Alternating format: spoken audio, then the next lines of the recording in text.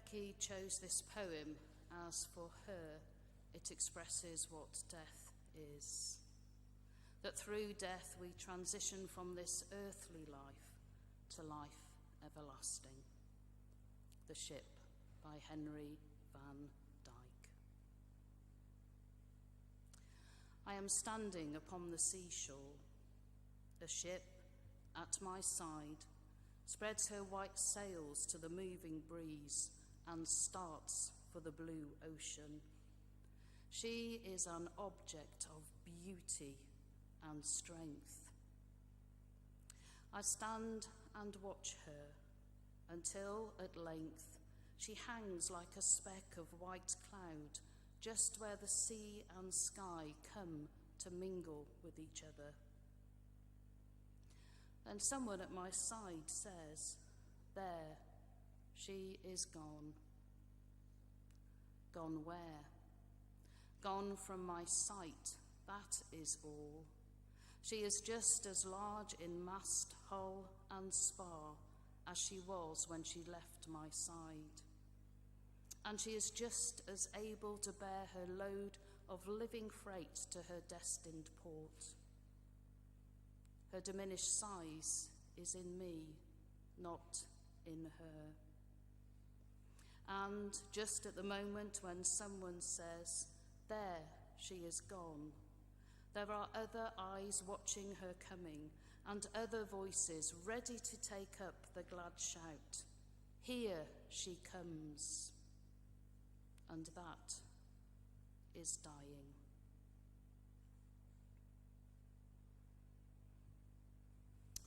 Becky loved music and had an incredibly eclectic taste.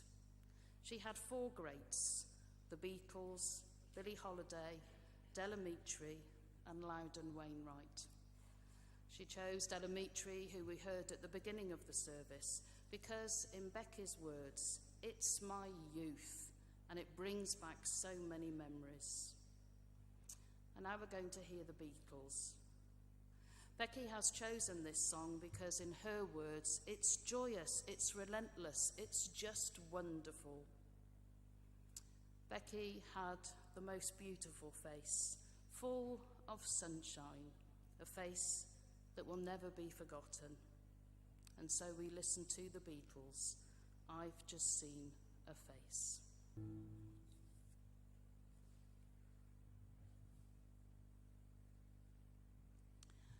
Becky felt very blessed in life to have the most wonderful friends who she deeply loved. She worried about how they would be when she was no longer here. And she asked me to ask her 4 closest friends to write something about her to be shared in this service today.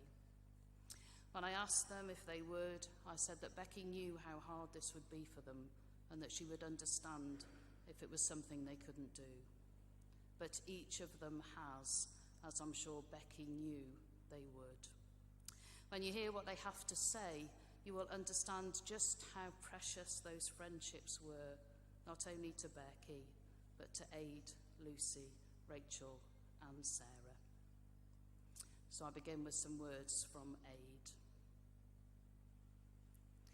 It's difficult to write words that others won't be saying today. If I was writing this towards a job interview, I would be giving Becky a glowing reference. Caring, funny, wonderful, generous. These are a small handful of words which sum up our beautiful friend, Rebecca. If you look these words up in the dictionary, there should be a reference to Becky. If you also look up serial killer fanatic, you'll probably also find a reference to Becky there. There will always be lots of wonderful memories that will stand out and will last with me forever. The fabulous holidays we shared, the endless camping innuendos which had us in stitches, reciting and watching the same Father Ted and Alan Partridge programmes over and over again, the silly memes and funny messages she would text, her ability to answer music quiz questions before the question had actually been finished, And of course, how can we forget that wonderful, amazing curly hair she was so proud of? She surely must have eaten all her sandwich crusts as a child. The main thing that will always remain with me was her wonderful attitude to life. She hardly stayed still, was always helping others and wanting to be there for her family and friends, a true Samaritan. I recall the day she was diagnosed. Through the haze of the reality of the situation, she just kept apologising to us all, saying how sorry she was, as if it was her fault that this was happening. And that sums Becky up, always thinking and worrying for others, and not putting her own thoughts or feelings first. Throughout the past 29 months, since that fateful day, she never complained once, never became irate or intolerant. She continued to listen to others, continued to care for everyone as best she could, was always smiling and laughing, and was just generally a fabulous person.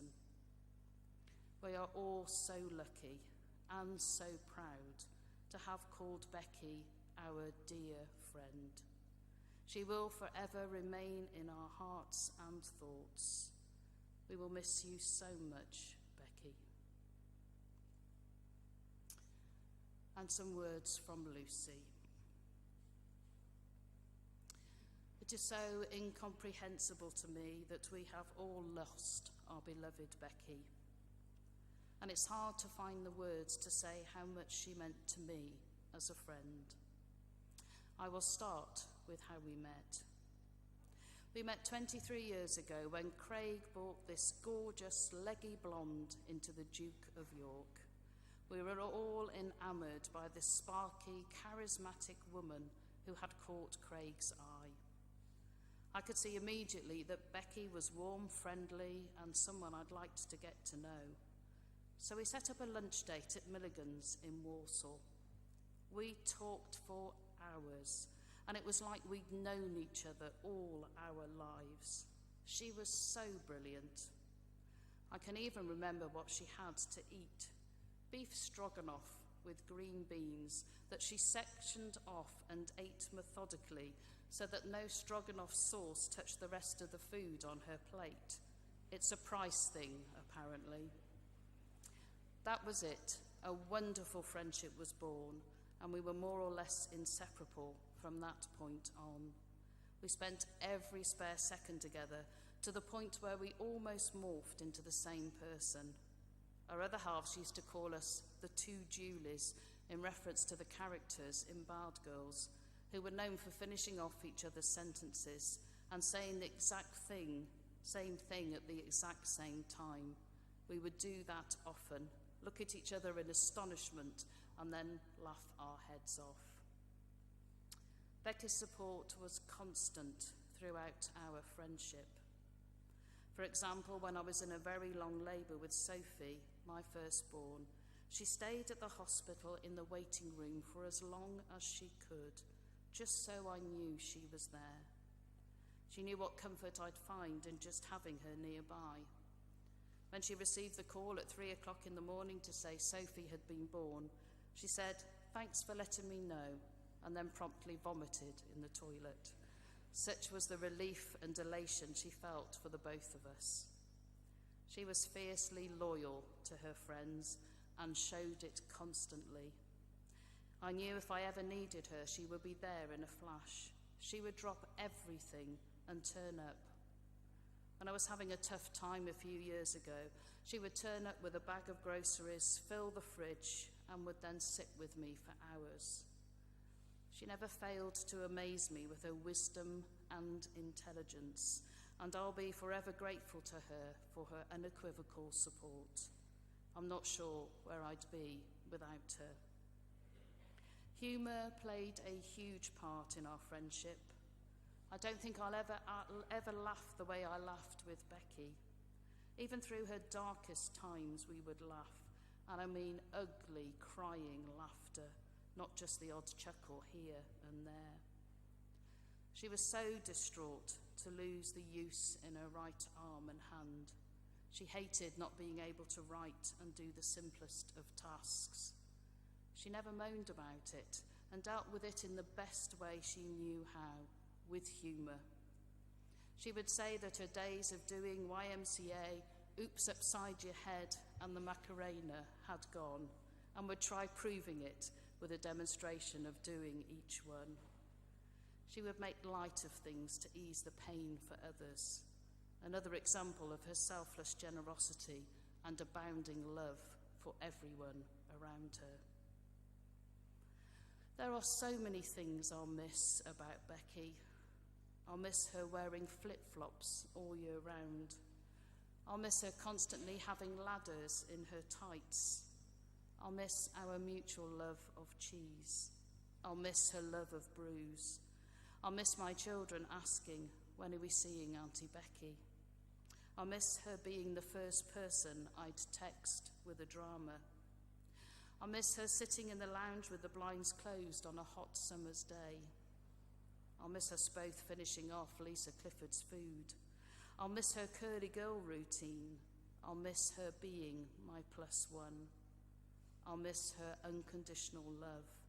I'll miss her intelligence and wisdom. I'll miss her tenacity. I'll miss her laughter. I'll miss her passion for what's right or wrong. I'll miss her loyalty. I'll miss her bravery. I'll miss her knowledge and advice. I'll just miss her. Becky, what a wonderful friend you were. You were my biggest supporter, the one person who championed me and made me believe I could do anything. I am so utterly heartbroken to have lost you, but feel so incredibly lucky that I had you in my life. You will live on in Madeline, Arthur, and Isaac, your 3 wonderful babies who you loved with all your heart. I will love you forever, Lucy. And now Rachel is going to share her thoughts with us.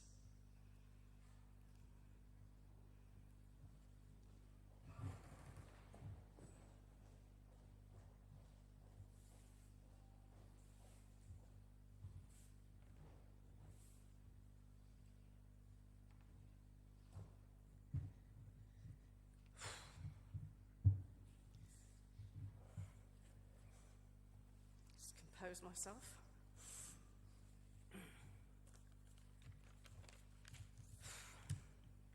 For Becky.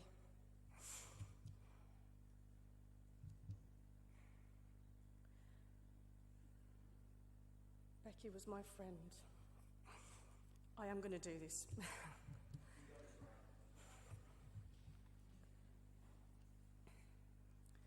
Becky was my friend. Becky was my best friend.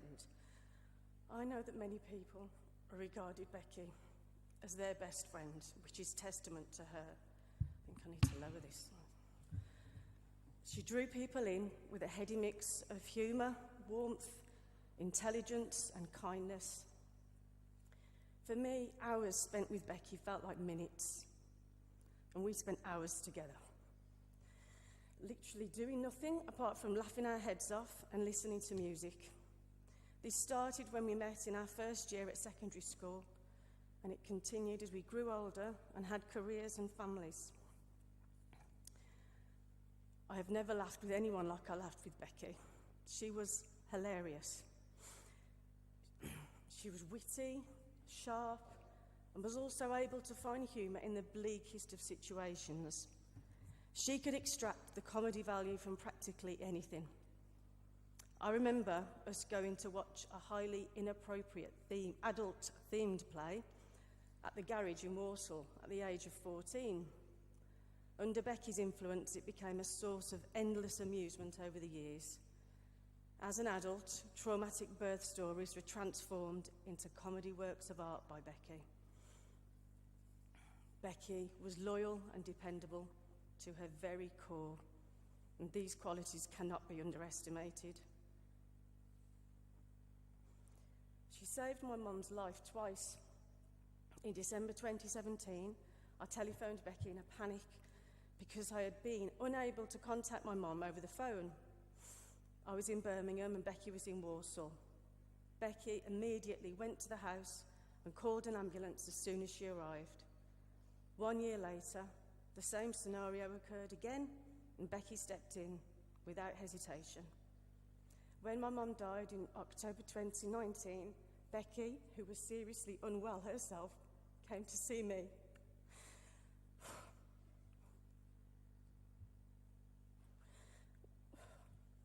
I'm all right. Without hesitation again. Thank you.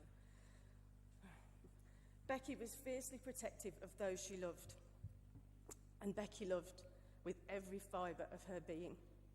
Through my friendship with Becky, I realised that love is not about control. It's about relinquishing control, and it is about letting go. And that was Becky. All or nothing, pure joy or exquisite agony, and I loved her for it. Becky and I did the usual friendship rituals of being each other's bridesmaids, and Becky was godmother to my first child, Declan. In fact, days after giving birth to Isaac, Becky, along with my sister Lindsay and friend Claire, was one of my bridesmaids. A weeping caesarean scar wasn't going to stop Becky being there for me. As we became adults, we retained the essence of our original connection that was forged through the intensity of childhood, adolescence, and early adulthood. That essence, that golden nugget, was down to Becky. She had a unique ability to see things as they really were. That was one of the many reasons why she was such a fantastic friend. She was perceptive and empathetic. She just knew what to do and what to say in any given situation. I was going to have a drink.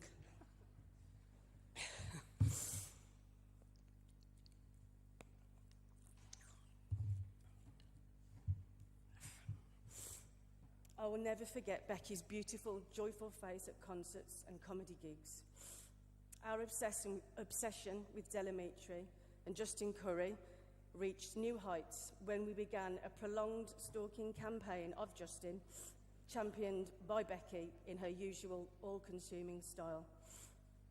Becky was an incredibly important part of my whole family. She was my family. She enriched my life like no other person. She was imbued with such a strong sense of her own identity and a genuine passion for life and those she loved that it is unfathomable she is no longer physically here. However, Becky is still here. She is embodied in her children, her family, her friends, and the countless children she taught. Her ripples of influence are endless, and she's not gone. I cannot conceive of a world without her, nor can I imagine my life without her.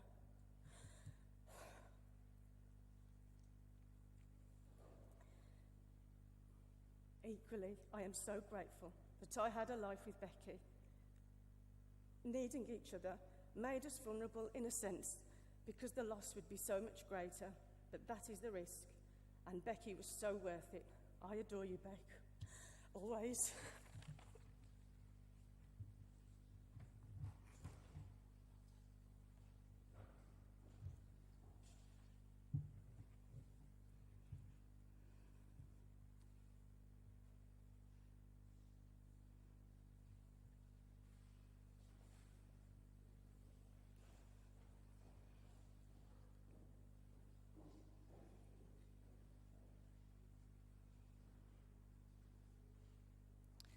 And some words from Sarah. It is an honour to be given the opportunity to write about my wonderful friend Becky. I had the privilege of meeting Becky through her coming to teach at Lower Farm Primary over 17 years ago. We instantly hit it off, and I thought she was just brilliant and wanted to spend as much time with her as possible.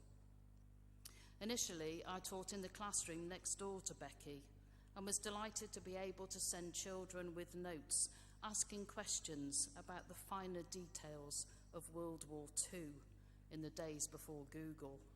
And of course, she always knew the answers. Her fierce intelligence was one of my favourite things about Becky. I was totally in awe of her ability to absorb information swiftly.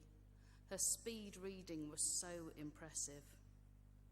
It came as no surprise when she dropped into conversation that she had been a member of Junior Mensa, although she had no ego, so would never have boasted about this.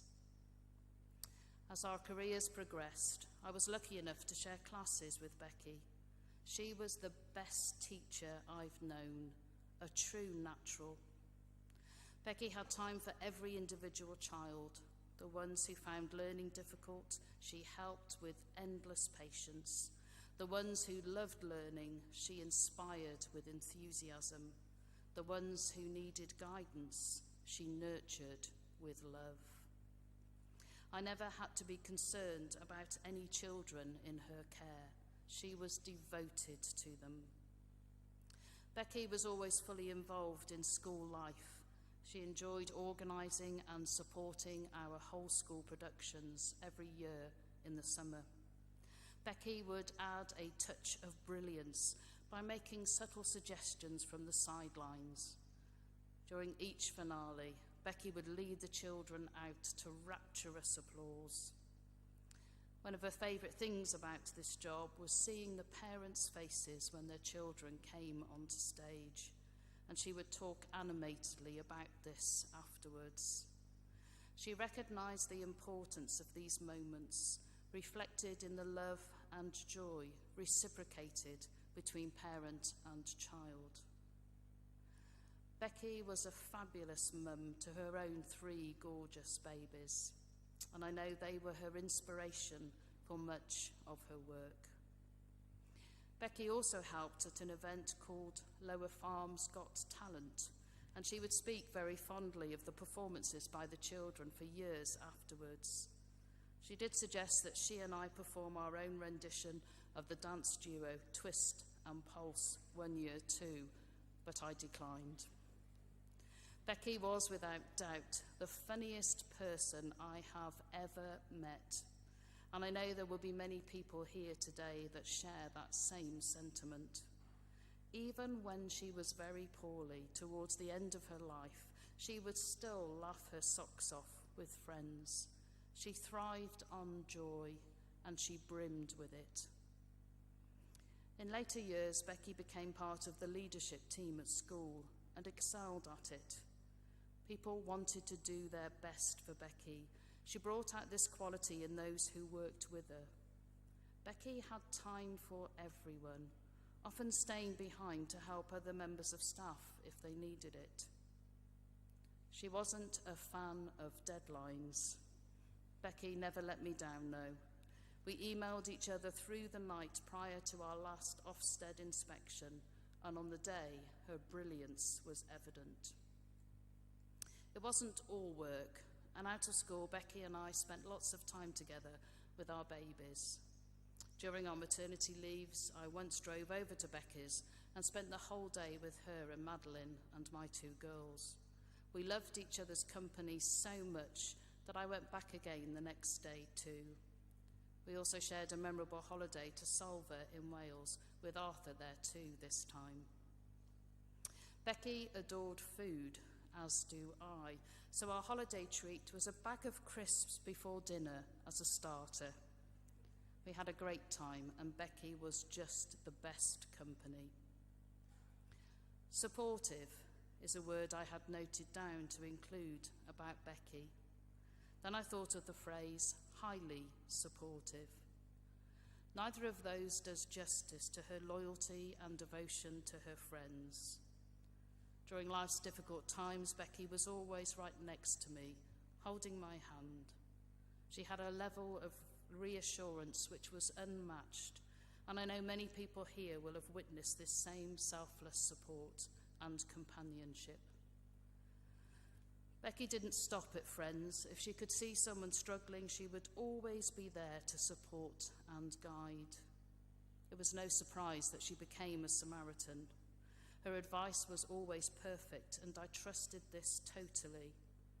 During our chats about life's highs and lows, Becky would always say, "It's all part of the rich tapestry of life." Becky certainly enriched the tapestry of everyone's life that met her. I have seen all these wonderful qualities alive in Becky's 3 children, Madeline, Arthur, and Isaac. Certainly her proudest achievement and greatest legacy. I cannot put into words how much Becky will be missed, but I know she will be remembered and celebrated forever by everyone that knew her. I don't know about you, but I think all of those tributes were just so wonderful to Becky and deserve a round of applause.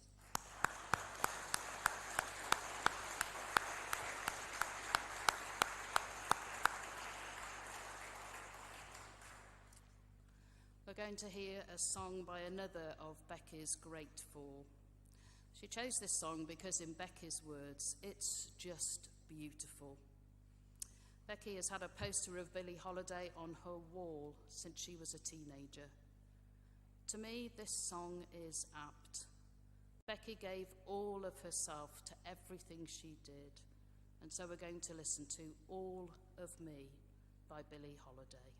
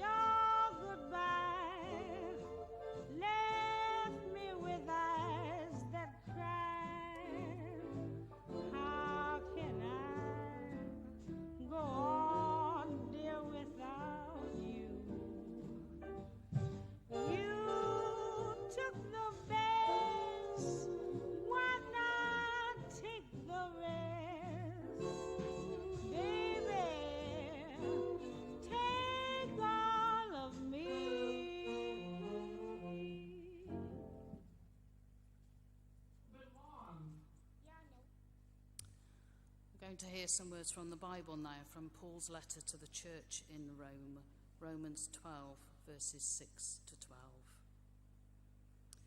We have different gifts according to the grace given to each of us. If your gift is prophesying, then prophesy in accordance with your faith. If it is serving, then serve. If it is teaching, then teach. If it is to encourage, then give encouragement. If it is giving, then give generously. If it is to lead, do it diligently. If it is to show mercy, do it cheerfully. Love must be sincere.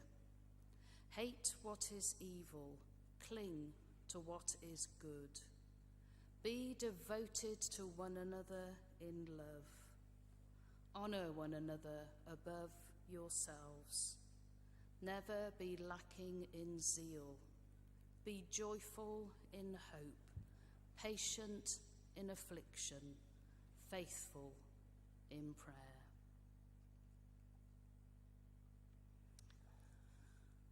I'm sure you won't be surprised to hear that Becky arrived early into this world.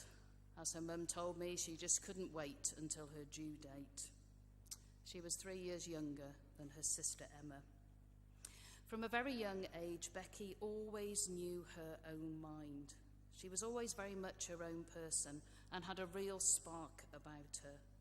She was very intelligent, both mentally and emotionally.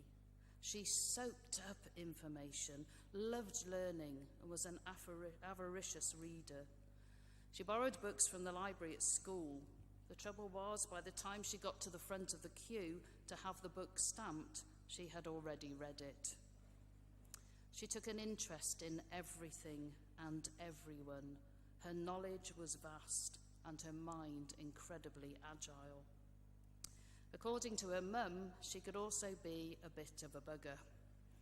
When she was growing up, she would have stand-up arguments, then storm off into her bedroom. Don't listen to this, you three. And then after a while, she would hang down a stick with a note on it saying, "Sorry." Becky, Emma and their mum all sang in the church choir at Bentley, and music has always been an important part of her life. She played the flute, the recorder, and a small piano they had at home. Al says that she loved to sing along with the music on the stereo. She was also a cat lover. Their cats would often sleep with her in her bed, although her mum and Al discouraged her from having them under the covers. And I know cats is something that she and Craig really enjoyed. One area where her knowledge seemed endless was food.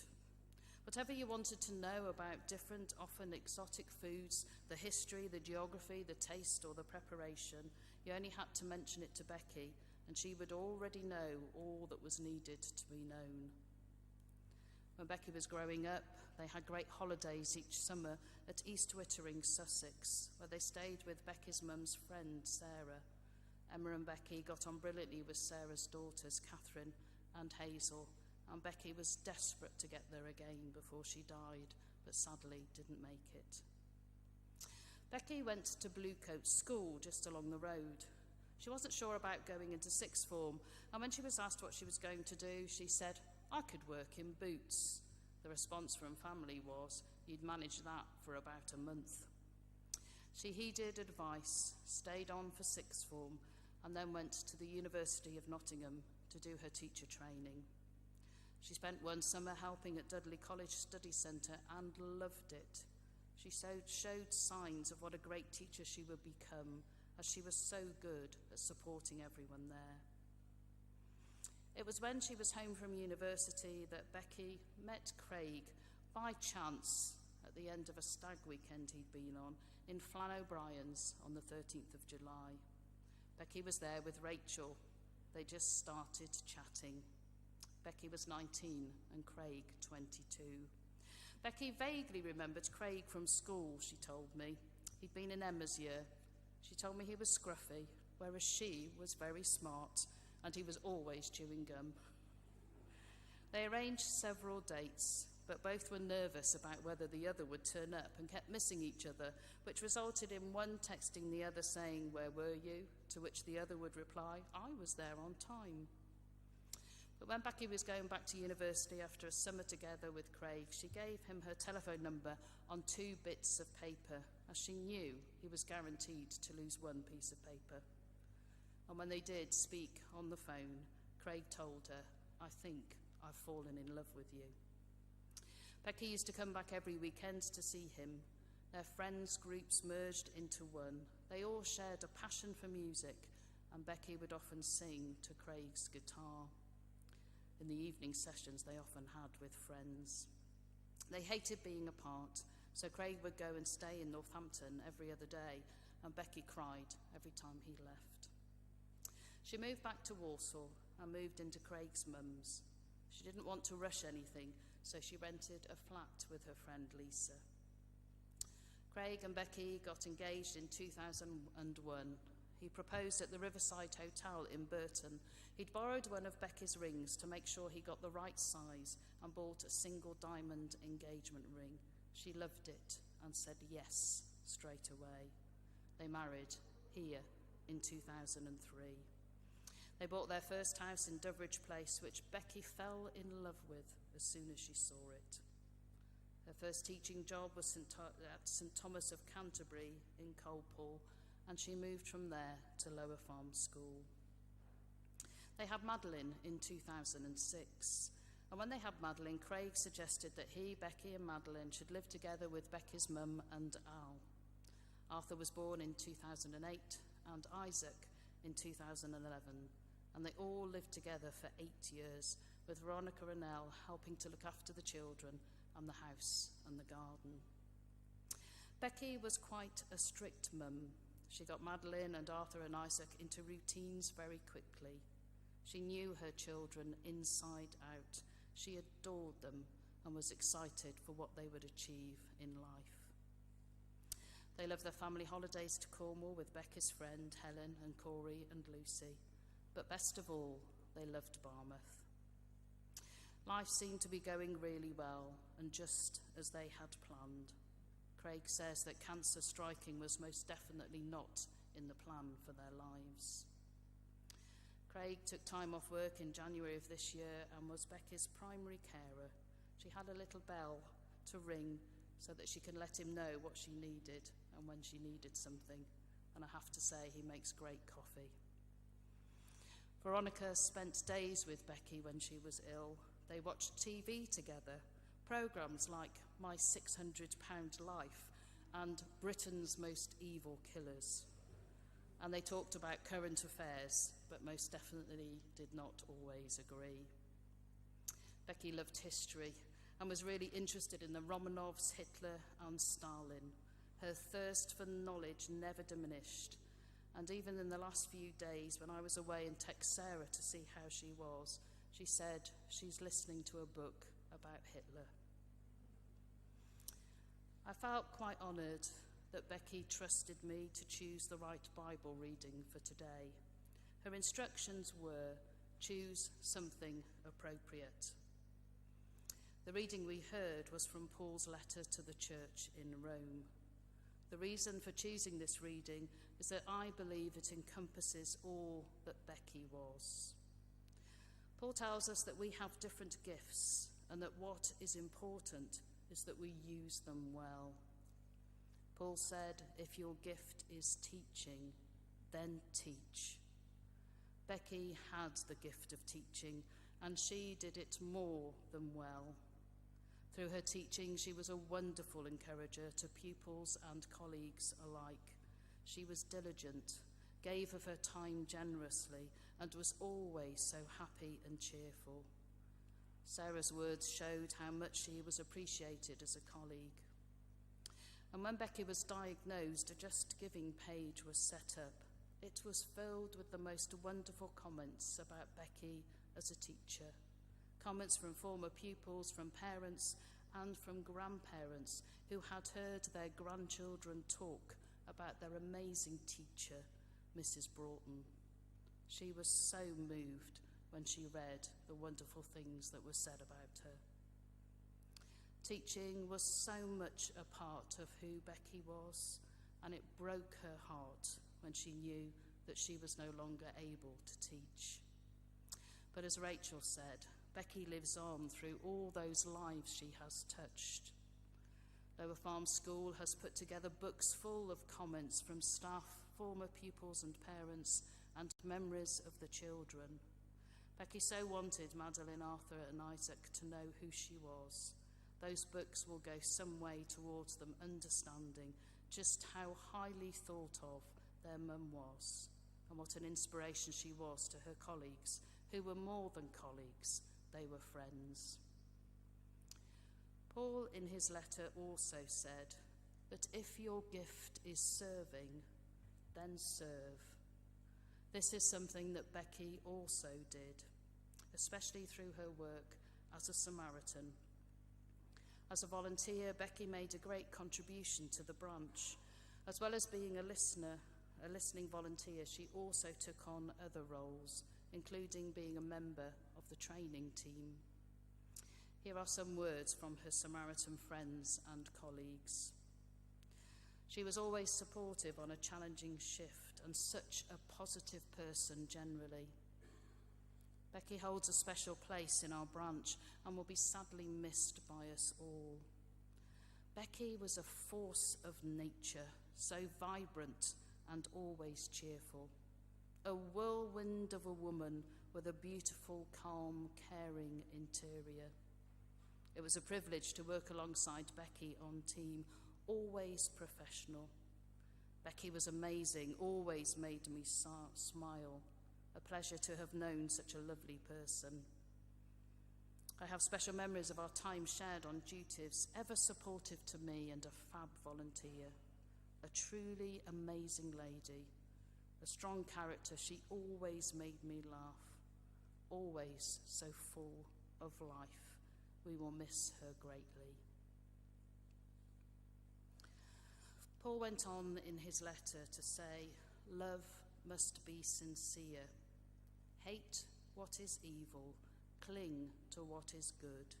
Be devoted to one another in love. Devotion and love were two things that were key for Becky. She loved her family, she loved her friends, and she loved teaching. Becky also told me that one of the best things in my adult life has been getting to know my parents as an adult.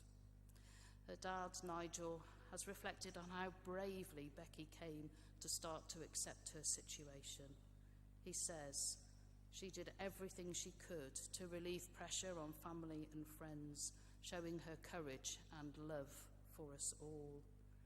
He was incredibly proud of his wonderful daughter and says, everyone you have spoken to will have told you what a compassionate, loving, caring, fun person she was, a loving mother, a loving wife, a loving sister, and a loving daughter. Her mum loved her wonderful mind and how she was so funny, knowledgeable, clever, and witty. Veronica says that Becky has left a massive, unfillable chasm.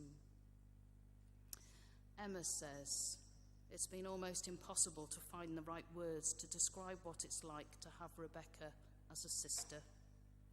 Even when we've had long periods of time apart, it has felt like she has been with me, supporting, encouraging, and loving me. Luckily, I had the chance to hear her say it was the same for her. Being the younger sister, she was often desperate to be doing what I was doing, looking up to me, beating down doors to follow me out with my friends. I hope one day she realised that she was actually way cooler than I ever was. I admired her so much. She was so funny, knowledgeable, and sensitive. Her passion for music and books was so profound. Just look at the words and the music she has chosen for us today. She communicated so beautifully. No one has ever made me laugh like she did as a child and as an adult. I will remember those tears of joy and the aching sides forever. No one is part of you like a sister is, and I really feel like I've lost a part of me. I will hold tightly to the memories and the love that we shared in an attempt to fill the gap she leaves. When I asked Craig what he loved the most about Becky, he responded that it was how devoted she was, that she always put everyone else first, and the fact that she would do a full day at work and then do a shift for the Samaritans. He says she was just a wonderful mum and was just fantastic. When I asked Becky what had been her joys in life, she responded straight away, without any thought, saying, "My 3 babies, they are just astounding. I am endlessly astonished by them." She was devoted to her family, her beautiful children who she adored. It broke her heart that she will not be around for them. In his letter, Paul also said, "Be joyful in hope, patient in affliction, faithful in prayer." As we have heard, Becky faced her illness head on and remained as upbeat as she possibly could, almost until the very end. She used the time of her illness to think deeply about things. She told me that she'd been on a journey and that there were positive things from this difficult time. She remarked that she'd been able to pour oil on troubled waters and build bridges, and that had meant a great deal to her. She said, "If you want to hard enough, you can surmount anything." Sadly, her illness became just too much for her to surmount. Throughout her illness, she was always so concerned about other people rather than herself. She worried about the impact her illness was having on friends and family and how they would cope with her death. We talked about death. Becky wasn't frightened of dying, but she was frightened about leaving everyone. When I prayed with her, which she wanted me to do every time I visited, it brought her a sense of peace. She had faith and knew that she would enjoy everlasting life with God, although she felt she had far too much living yet to do and would rather stick around here. There is a saying that what's important is not the length of your life, but the way you live your life and the marks that you leave behind.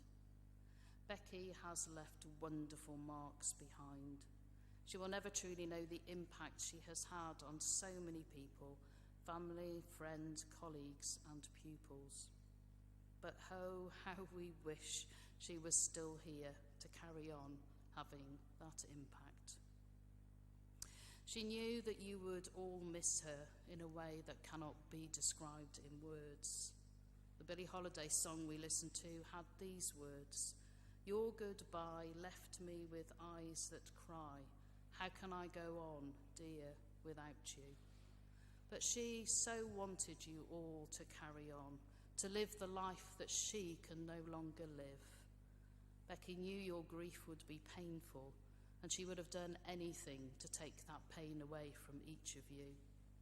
But as Rachel says, loving is risky, and I'm sure each of you here would rather experience this pain than never to have had Becky in your life. In the order of service, you will find at the end a piece of prose written by C.S. Lewis, taken from A Grief Observed, a book on his observations on bereavement after the death of his wife. It's a book that Becky read many times. She wants you to reflect on these words in the days, months, and years ahead, and to find the courage to carry on. Becky often went to Bath to stay with Craig's cousin between Christmas and New Year. She remembered driving through Bath and singing our next song at the top of her voice. She remarked that it's classic country music, but that she always thought it's a perfect funeral song. Becky wanted the words of the song we're going to hear now to be included in the order of service, as she felt they have so much to say about what is important in life, bringing joy to others, making people smile, bringing comfort to people when they are hurting, making things seem better. Becky did that, and Becky did so much more. She knew in the words of the song that her life was just a season. But Becky, you were so much more than a passing September, and you will be so remembered. For her love of life and her life of love, we give thanks to God. Amen. Iris Dement, my life.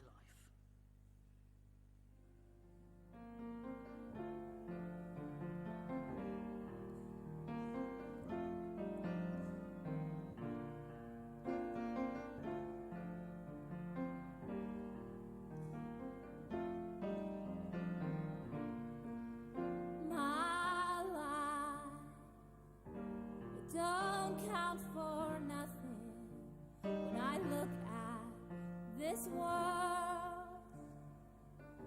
I feel so small in my life. It's only a season, a passing September that no one will recall.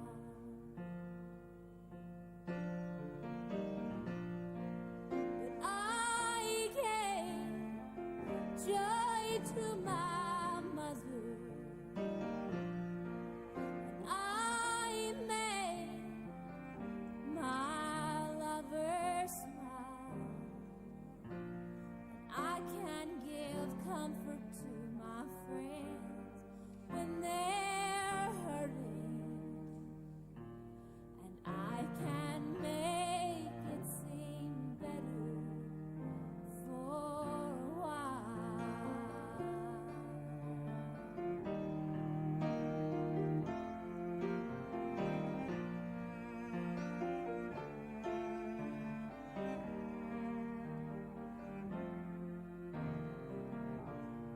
In my life, it's half the way traveled, and still I have not found my way out of this life. In my life, it's tangled in wishes and so many things that just never turned out right.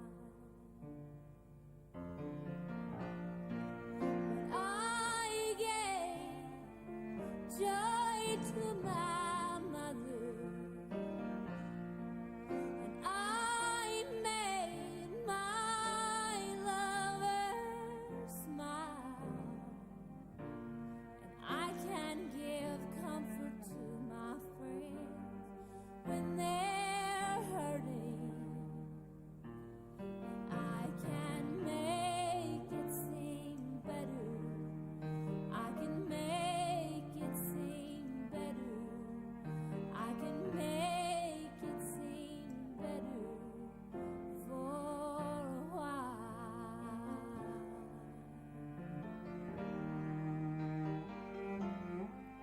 Oh,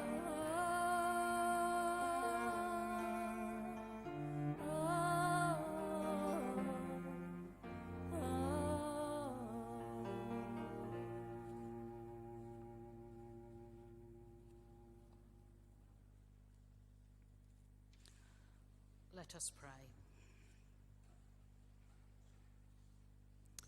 Gracious God, we entrust Becky into your everlasting care.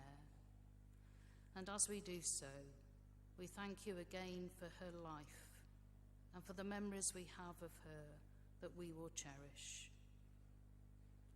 We thank you for her love, her friendship and loyalty, for her fierce intelligence, for her passion for teaching, for her love of life, her sense of humour, her laughter, her integrity and her warmth, and the way she helped others. as her memory lives on in her loved ones, may they know that she is at peace. God of all comfort, we give you thanks for all the words that have been said about Becky, for the many memories that have been recounted. And we thank you for those private memories which we alone have, those intimate times of joy and sorrow which we experienced with her. God of all comfort, we offer you now the deep sorrow that words cannot encapsulate. Grief which has left we who loved Becky feeling her loss so deeply.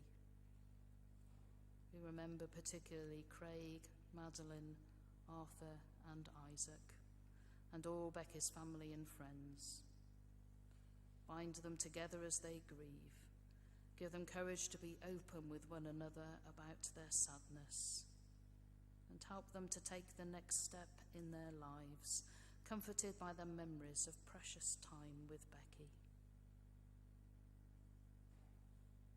God of all comfort, in this quiet place, as we say our final farewell, meet us with your peace. May the hope of the gospel and the promise of eternal life bring the strength to endure sorrow in all its intensity.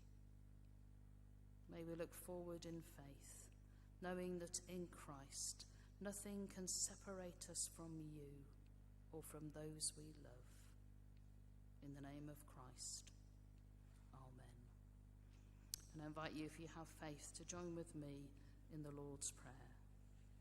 Our Father, who art in heaven, hallowed be thy name.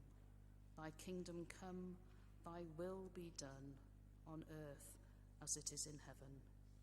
Give us this day our daily bread, and forgive us our trespasses, as we forgive those who trespass against us. And lead us not into temptation, but deliver us from evil. For thine is the kingdom, the power and the glory, forever and ever. Amen. Becky taught in early years at Lower Farm and loved the graduation from early years to Key Stage 1. She would have loved to have the pupils from the school here to sing the song for graduation. But we have the next best thing. Here is the song for graduation sung by the last group that Becky taught. Song for Graduation by Lower Farm.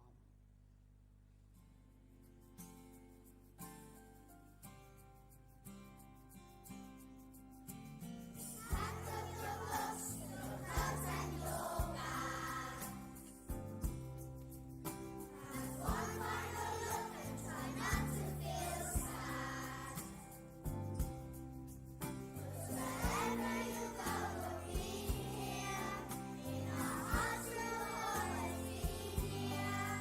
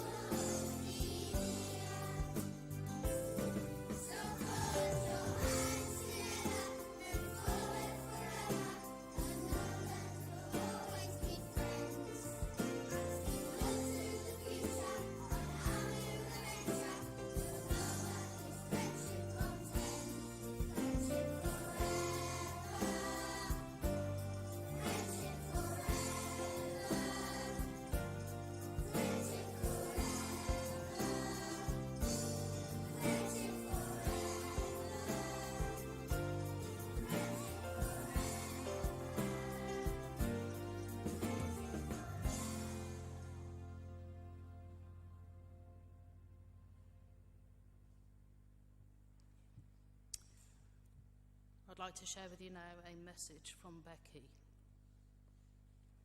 Becky wrote this in August 2019 and asked me to share it with you at her funeral. She didn't know when that would be or how long she had left. Hello. In the insanity of the previous months, anything and everything has become possible. So the fact that this document I drafted on some random evening when sleep eluded me is now being read at my funeral is no longer something I balk at, rather something I'm trying desperately to rationalise and make less rubbish. It's a little unusual, I think, to write yourself a eulogy, which is far too grand a word for what this is. In truth, I'm writing it because I cannot bear not to be here, not to be part of such a significant moment in my life and those I love. I also feel rather cheesed off that I'm excluded because of such a mean, arbitrary thing that I didn't want and has caused such distress. I'm imagining as I write the faces who are here, my people, my nearest and my dearest, friends and family, and people with whom I have shared those moments in life that are part of the tapestry that tells your story. There may also be people who have never once laid eyes on me. Please remember this was pre-COVID. Maybe your partner is a friend or colleague of mine. If none of these apply, it's very possible you're at the wrong funeral. But please stay put. It's all about bums on seats. The truth is, I'm afraid I'm not going quietly. I'm going grumpily. I've still got people to love and life to live, and it's deeply annoying I'm being denied the privilege. But, and I'm dragging this from my boots, I have learned a little from all of this. The obvious stuff, like life's too short, is of course true. But so is the fact that the people you accumulate are worth everything. The most remarkable and beautiful thing happened when I became ill, which was the way I was so quickly enveloped in so much goodwill and support that I really feel it brought me an extra 6 months at least. The Grim Reaper was not a match for my pals, wanting me to stick around for their wedding or until The Handmaid's Tale had finished so we could discuss it. I am not, deliberately obviously, making this a personal message to anyone. That has been in a far more appropriate and normal way individually. But my babies deserve every single opportunity to be told that they are my greatest joy and pride. And that to be their mother, for people to know that it was me who had given life to such perfectly formed and spectacular humans, was my finest achievement. Leaving you is rubbish, the worst possible thing that could happen, and I did all I could to stick around. The old saying goes that it takes a village to raise a child. This is the village, my darlings. The people that are here love me, or Dad, or you, or all of us, and will be with you.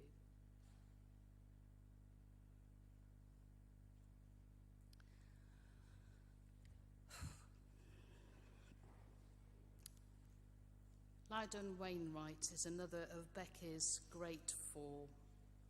What she loved about him is that despite making a mess of his life, he reminded her that there's always the possibility of something new. He shows that you can move from despair to hope, and that despite difficulties in relationships, you can make peace, something Becky decided she wanted to do.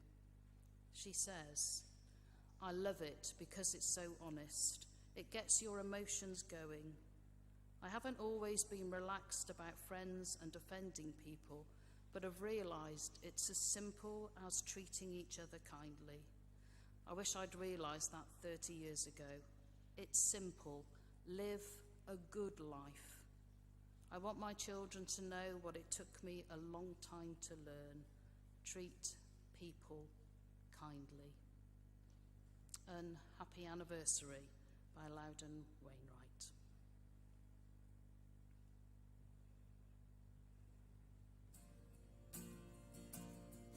Unhappy anniversary, it's 1 year since we split. I walk and talk and get around, lie down, stand up and sit.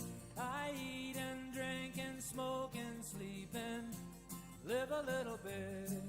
Unhappy anniversary, it's 1 year since we split. Unhappy anniversary, it's 10 years since we met. There is no need to remind me, no way I could forget. We fell in love and we fell out, both times there was no net. Unhappy anniversary, it's 10 years since we met.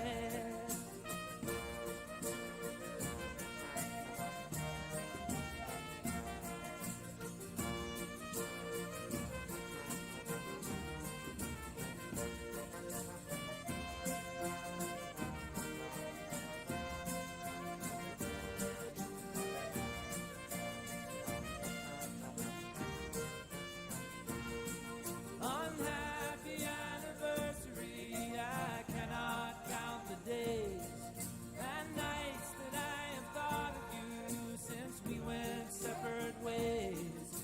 I tell my mind to forget you, but my heart disobeys. Unhappy anniversary, I cannot count the days. Unhappy anniversary, it's 1 year since we split. I walk and talk and get around, lie down, stand up and sit. I eat and drink and smoke and sleep and live a little bit. Unhappy anniversary, it's 1 year since we split.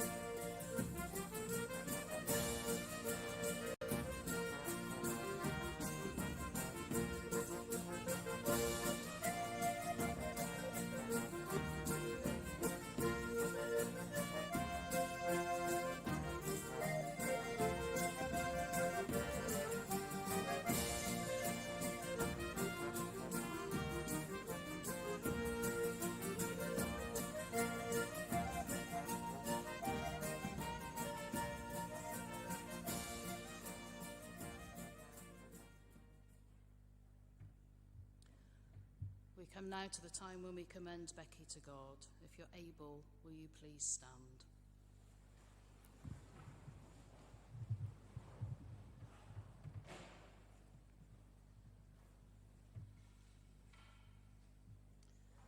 Becky, in the stories and laughter, in the encouragement and the support, in the depths of our sharing, in the hopes and insights, longings and dreams, and in the love shared, we remember you.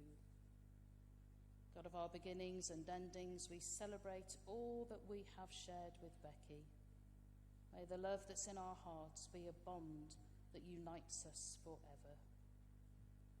Becky's earthly journey has come to an end, and so as we come to this moment of farewell, we will pray that she travels safely on this next part of her journey. Into your keeping, merciful God, we commend your servant Becky. Receive her into your glorious kingdom, your kingdom of peace that passes understanding, your kingdom of joy that knows no bounds, your kingdom where love is all in all. Rebecca Jane Broughton, go now in peace, in the name of God, who created you, in the grace of Jesus who suffered and died for you, and in the power of the Holy Spirit who keeps you now in life eternal. May you dwell this day in peace and rest in the presence of God forevermore. Becky, into the freedom of the wind and the sunshine, we let you go. Into the dance of the stars and the planets, we let you go. Into the wind's breath and the hands of the star maker, we let you go. We love you, we miss you. Go safely, go dancing, go running home straight into the arms of God who waits to greet you. Amen. Please take a seat.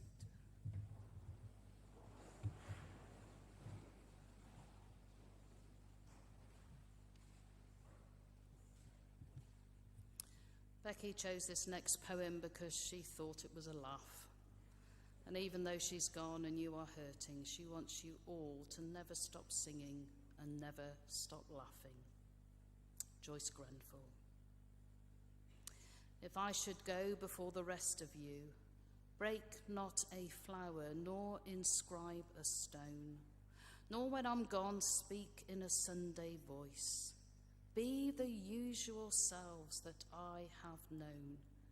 Weep if you must.